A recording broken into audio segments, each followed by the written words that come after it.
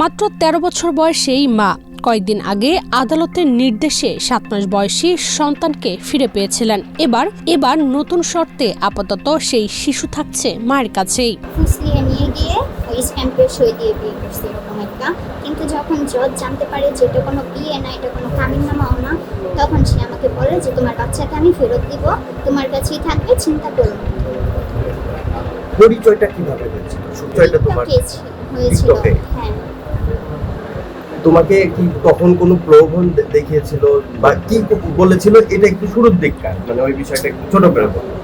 রাজধানীর হাজারীবাগের আলোচিত সেই কিশোরী মায়ের সন্তানের অভিভাবকত্ব নিয়ে আবারও শুনানি অনুষ্ঠিত হয়েছে ঢাকা জেলা লিগ্যাল এইড কার্যালয়ে। শুনানি শেষে লিগ্যাল এইডের সিদ্ধান্ত, বর্তমান পরিস্থিতিতে ৭ মাস বয়সী শিশুটি আপাতত মায়ের জিম্মাতেই থাকবে। এভাবেই কোটি কোটি মানুষের ঘরে দেশ জুড়ে ফ্রিজ একটাই, ওয়ালটন।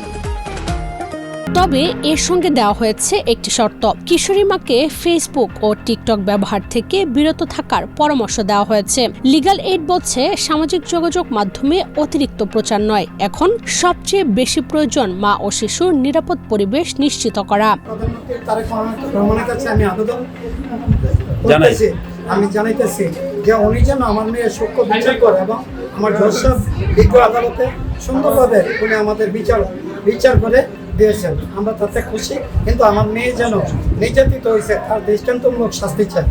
ঢাকা জেলা লিগ্যাল এইড অফিসার ও সিনিয়র সহকারী জজ মোহাম্মদ সায়েম খান জানান, বিদ্যমান আইন অনুযায়ী শিশুর সর্বোত্তম স্বার্থ বিবেচনায় আপাতত তাকে মায়ের জিম্মায় রাখা হয়েছে।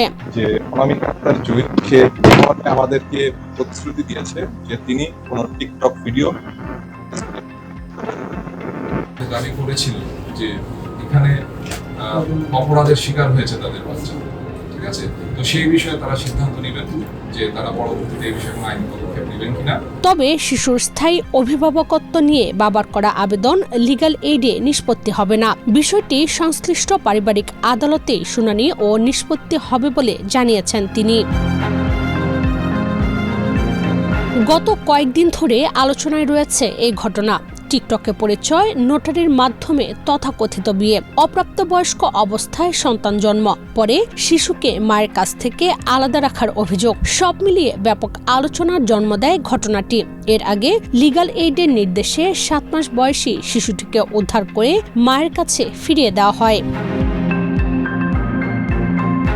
এখন আপাতত সন্তানকে ফিরে পেয়েছেন কিশোরী মা। তবে আইনি লড়াই এখনো শেষ হয়নি। শিশুটির স্থায়ী অভিভাবকত্ব শেষ পর্যন্ত কার হাতে থাকবে, সেই সিদ্ধান্ত আসবে পারিবারিক আদালতের রায়ের মাধ্যমে।